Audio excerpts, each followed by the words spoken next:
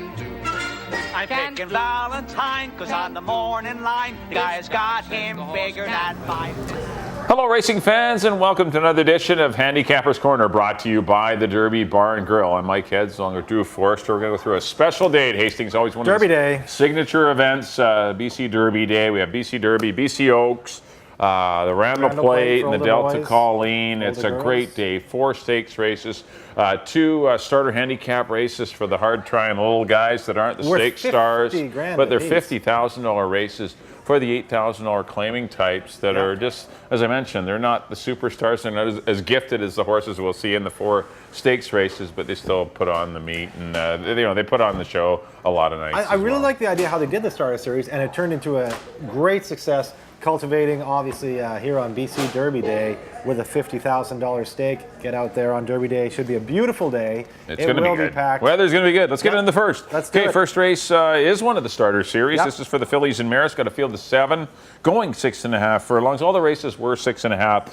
in the Starter Series. This is the filly and mare division, and Clarice B has dominated. She's won 3 in a row. She's certainly been a She's pleasant, won all 3 of them, once Frank got her eligible, it was a licensed Canada Steel. She's a pretty good filly, and we haven't even seen her go long, but they don't even need her to go long because this is where the money is. Because she's even better going probably a little farther. But Clarice B certainly is beating these horses over and over again, and I don't know who's going to jump up and beat her. Amadeo rides her perfectly. I'm going to go to her to win it. I'm not going to get creative or too crafty.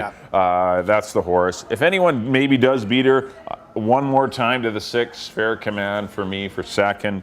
Richard Hamill re-rides for Craig McPherson. This filly has lost to Clarice B 3 times in a row, but still has speed, and speed's always dangerous. And the odd time when the track's playing for those front runners, might be tough to catch. And I put the 1 horse Sacred Delight for Rosie Anderson and the Wheeldon Thoroughbreds, always big supporters of the game, in for third. This filly on her best day could be tough as well, but I went 7-6-1.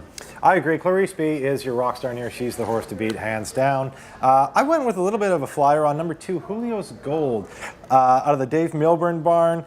They claimed her in Delmar, took her up to Santa Rosa, where she just got beat for 8,000. You can guarantee those are tough mares running for 8,000 in Santa Rosa. And she moves from Bug Girl Corinne Andros to Mario Gutierrez up here to ride on Derby Day. That's a big move. Mario's having a great meet up here. He's only had 16 mounts. He's won a quarter of them. So I put Julio's Gold in the 2nd spot. And I agree with you. Sacred Delight, Rosie Anderson's horse, in the 3rd spot. Number 1, Keishan Ball Gobin has had success on this filly in the past. He gets reunited with her. I went 7-2-1. I don't mind that 2 horse actually that you mentioned. Like just looking at it now, 11 days between races last time. I just want to note this. And that horse is shipping from Santa Rosa in Northern California up here. That's not a lot of recuperation time. This horse has been here for a couple of weeks since, and I did kind of miss that in my handicapping, and great that you picked her in for second. But Julio's Gold definitely will be better than she probably was that day. Yeah, and Mario doesn't hurt either. No, it doesn't hurt. On to the second. This is the Delta Colleen for fillies and mares, going 1 mile and 1/8. I've gone to your favorite, the outside horse, Madeira Park. She's going to be very tough in here. She's on a roll lately, hasn't been beat many times this year, gets better with distance too. Trainer Dave Forrester ran her 6.5 last time just to get a race into her, because it was going to be quite a break in between races from the 3rd of August to the 13th of 14th of September. So we did run her 6.5. She got a little trouble, still won. I think that's a great prep for her. Now she goes 1 mile and 1/8, and Rico Walcott fits this mare like a glove. So I like that move. The 2nd spot, I put Wando Woman. Winner on BC Cup Day. Took her down to Emerald, where she ran kind of a disappointing 4th, but against very tough stop shopping Debbie and some tough mares down there. And the 3rd spot, I went to the 1 Saturday Night Ride. Has absolutely been crushing in Alberta. Her 2 races, last 2 races haven't been great though, so it looks like she's fallen off a little bit. So she's a bit of a question mark in here.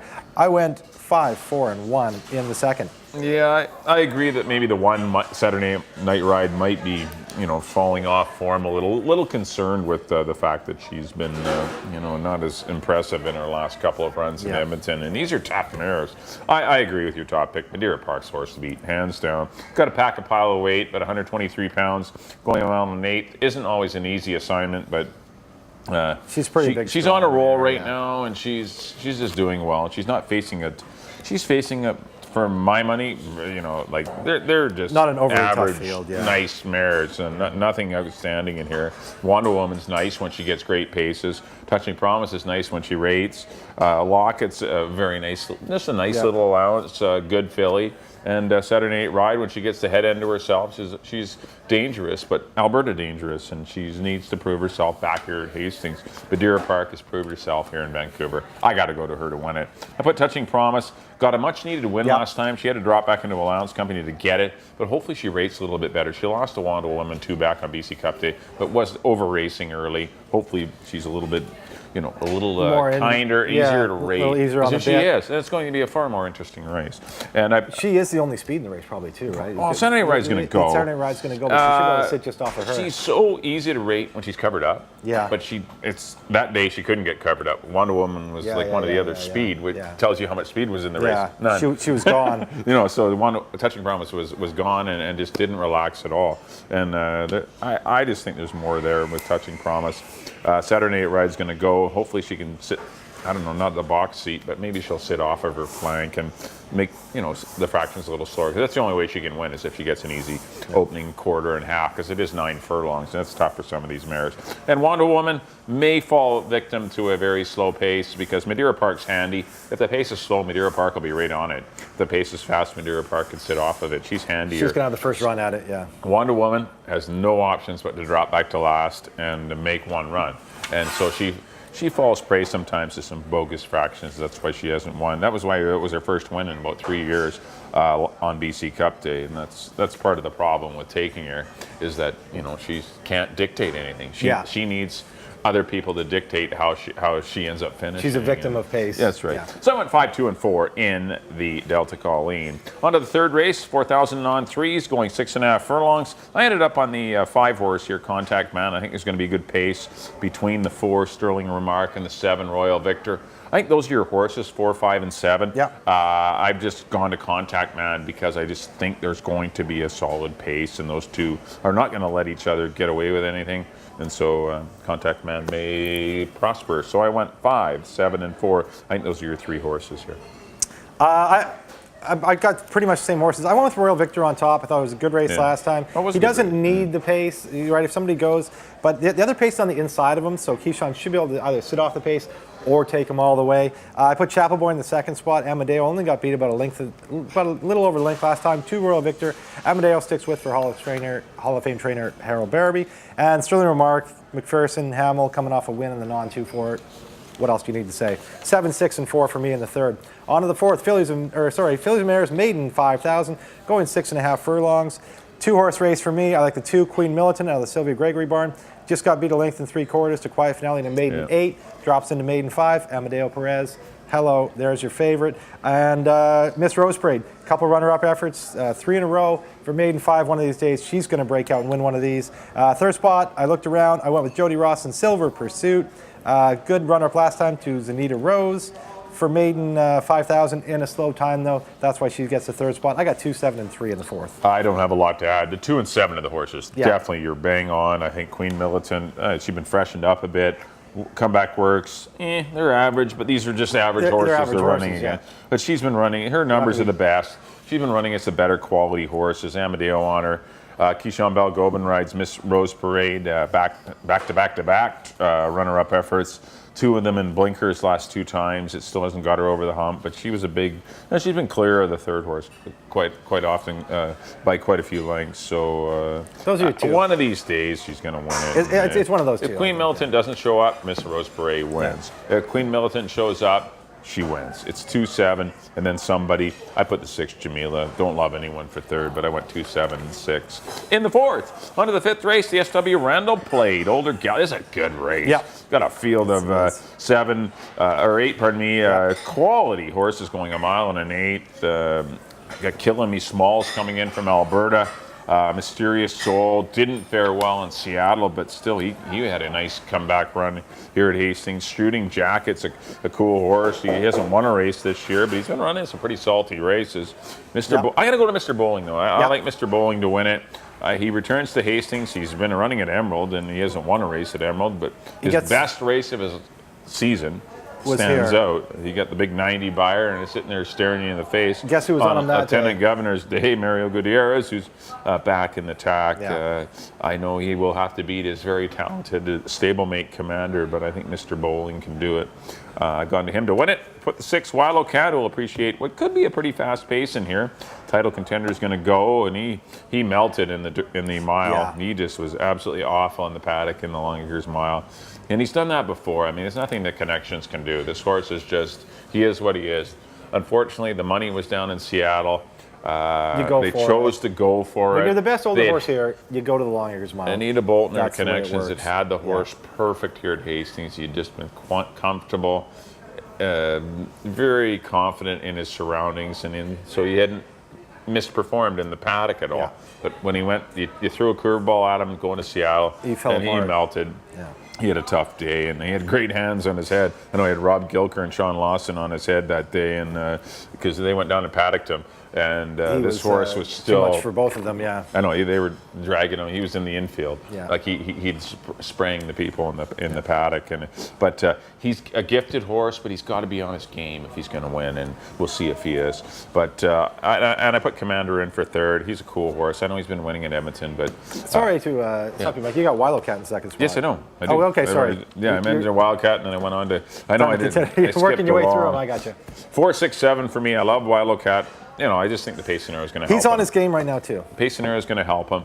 Commander's the next best horse. But, Yeah. you know, he got good at this time last year when he returned, and he ended up winning the Premiers. But I really like Mr. Bowling. I went 4, 6, and 7. I agree with Mr. Bowling. I mean, I'm going to have to leave out somebody I really like. And in this case, it's Commander. I left out Commander. I know it's hard to do because I left out Title Contender. That's why I was on this tangent about this race. I'm talking more about a horse I didn't have in than I do, explaining why I don't have him in. But as you mentioned, Mr. Bowling, when he's on his game and he's here, he's very tough to beat. The one time Mario rode him, he ran a huge, you mentioned the 90 buyer. Mario's back on board him today. That puts him in the top spot for me.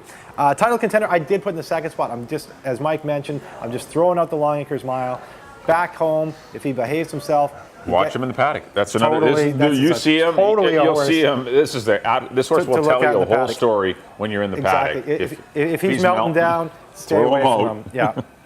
But I'm not going to leave him off the ticket. I put him in the second spot. And Wilo Cat, as you mentioned, he's kind of the now horse. It was not an overly tough race in the Red Cup Classic, beating Go for Guinness and El Capone. But he did it with style, and that will also, I think, bring him some confidence coming into this race for Rob Fiorenzo, Wayne Oliver, our good friend, and Cowboys and Indians stable. I got 4, 5, and 6 straight down the ticket in the 5th. On to the 6th. The starter for the starter, boys. 5,000 for boys. This is the long. This is the marathon. Mile and 3/8. I've gone to the outside, the 10. Tommy Danziger. He stands out in this field, I feel. If he can get on the lead, get it comfortably, they're going to have a tough time getting by him. Super Steve, I think, is another. I think those are the two in here. I put him in the second spot. Richard Hamill picks up the mount from Amadeo, who goes to Tommy Danziger. And in the third spot, I went with the 5, Texas Buccaneer. He can go this far. He's shown in the past. Good second behind Tommy Danziger in the last race. One of the few horses in here that has won in a mile and 3/8. I put him in the third spot for trainer Mike Anderson. I got 10-3-5 in the 6th. Yeah, I can see Texas Buccaneer, actually. I didn't pick him top 3, but I mean, there is some speed in this race. He'll and Texas get the distance, Buccaneer which can run this far. And he's not the best horse in it. Definitely not the best horse in this race. But if, you know, the collisions happen on the head end, which could happen, Texas Buccaneer could end up winning the money. Yeah. I went to the one horse, he's big time. I'm going to go to that off the pace horse. I know he's going to be a bit of a price. He finally got a win. He actually ran more like the he's big time that we kind of saw towards the end of the year last year. It was kind of streaking and running in higher races. He was kind of on a roll. This year he just had trouble finding his way, but he finally ran last time. I know he loses Amadeo Perez and but still gets Alex Busson. It's certainly not a bad thing. But I think the pace scenario is going to favor someone coming from off of it. You got Super Steve going out there. You got Malakis going out there. The 2, 3, 4 vying for glory. The 7, Say Fabulous, and the 10, Tommy Danziger. Is going to want to be you got near the 5 lead, horses that are going to be battling for position. And going a mile and 3/8, that's a long ways to go to be battling for position. And here's a horse that might just fall asleep in the back of the pack and make one run and maybe win it. And that's what I'm going to hope the one he's big time does. I respect the 10, Tommy Danziger. I know he's the best horse in the race, but can he work out a trip? Amadeo's been very good on him. and maybe the trip won't even matter. He maybe is that much the best. Yeah. And I put him in for second, but I can see him winning by a mile. And I put the 3-horse Super Steve, another classy horse that got eligible for this race last time and won despite being chased the entire race. He's another horse that can run this far under the right conditions. He doesn't, but he's a pace type, and but he gets the very capable Richard Hamill. Yep. I went 1, 10, and 3. I really like the one horse. I'm going to give he's big time, big crying time. out to run a mile and 3/8. I know he lost 2 starts back to Mark and those horses, but I just think the pace scenario is going to be a little more favorable, and most importantly, he's coming in off a win. He finally ran. He finally ran like the horse we saw last year. I know it was against easier, but still. On to the 7th. This is the boys' end of the starter series, going 6.5 furlongs for a good purse of $50,000. Field of 9 signed on. I've gone to this series has kind of gotten easier, ironically, as it's gone along with Kai's Command unfortunately passing away. Honestly, Ossifer kind of going by the wayside. Which leaves me with the horse that's left that was kind of third best in this series, I thought.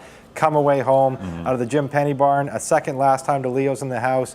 Richard Hamill, I think maybe this time he can turn the tables on Leo's in the House, but I think those are your 2 horses. I got Come Away Home on top, but Leo's in the House, who's on a roll right now. He'll probably be your favorite, probably the horse to beat. I got him in second. And the third spot, I went to the 8, Lookout Dubai. Interesting horse out of the Spud O'Connell barn. Another one that's been kind of a bridesmaid in this category, a couple seconds and a third. Moves to Amadeo Perez from Bug Girl Corinne Andros.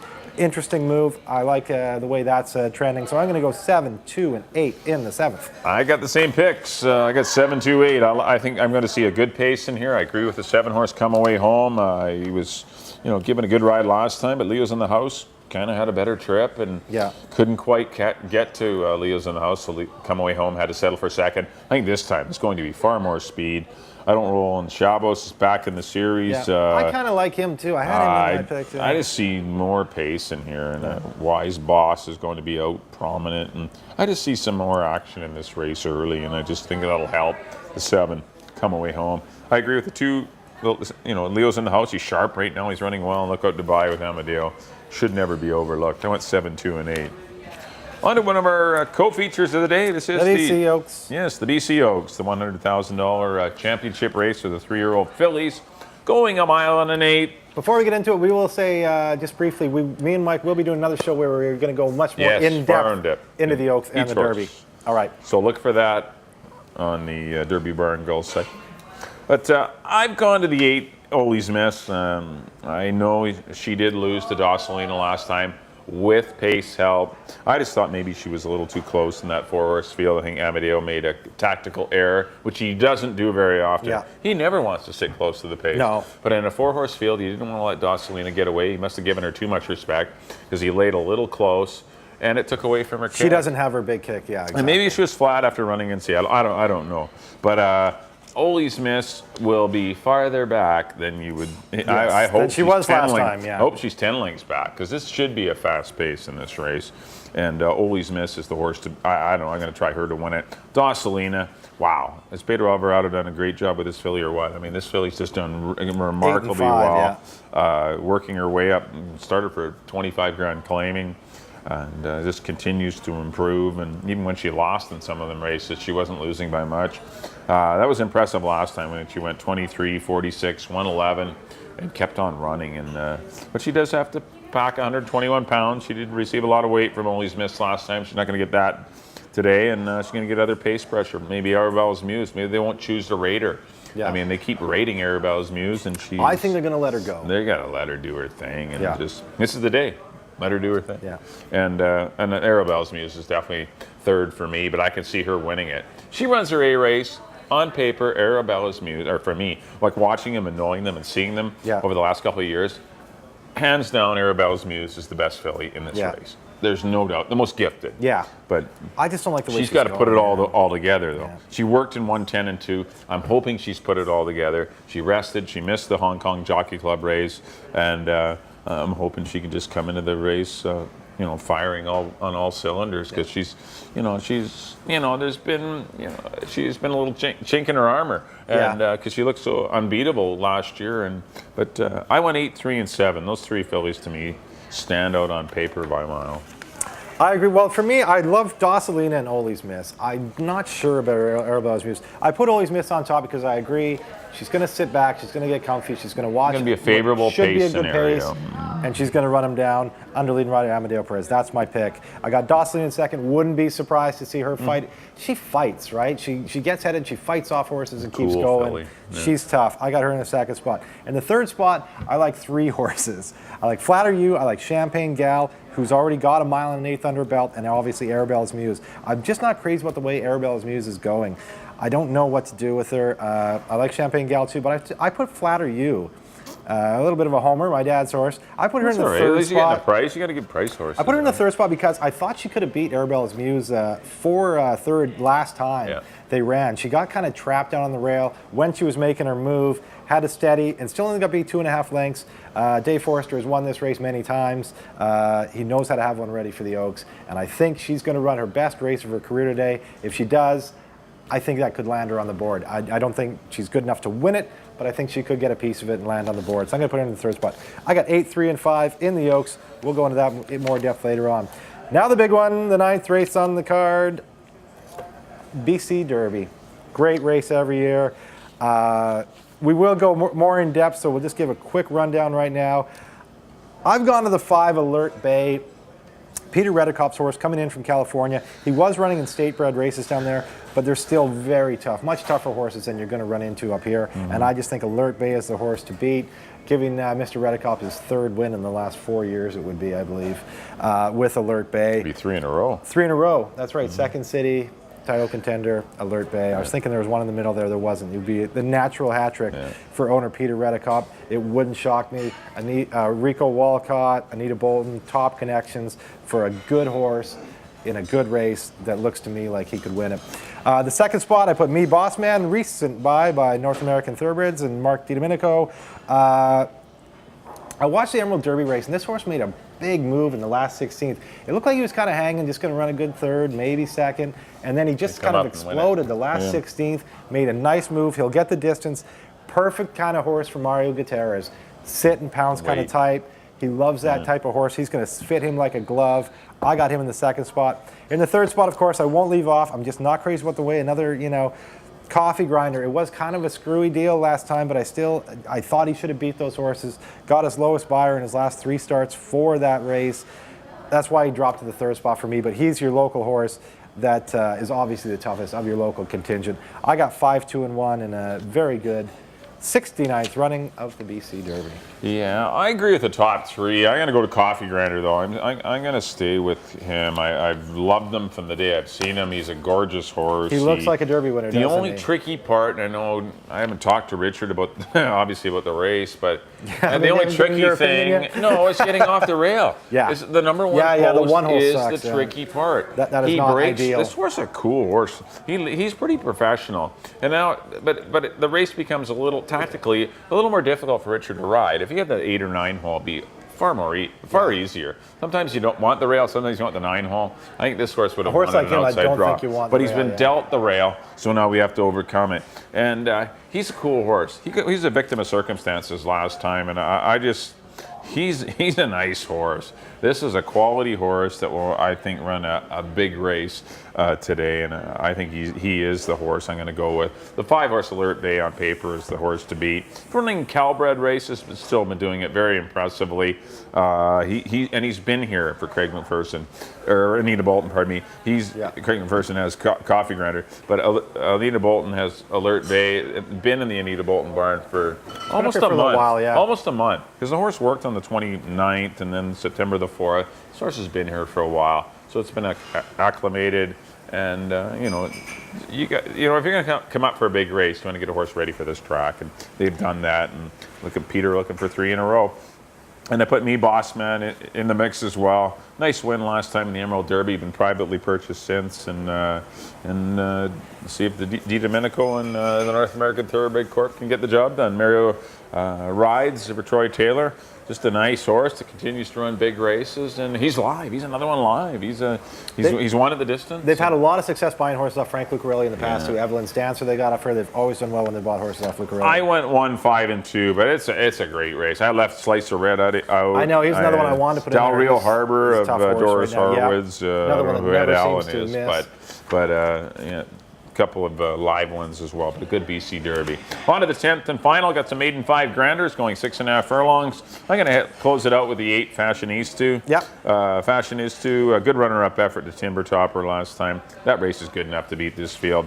I put the 4 on the sunny side, who disappointed as the favorite last time in that same race, in for second, and the 9 horse Laundered Money, who ran, I thought, by far his best race of his career.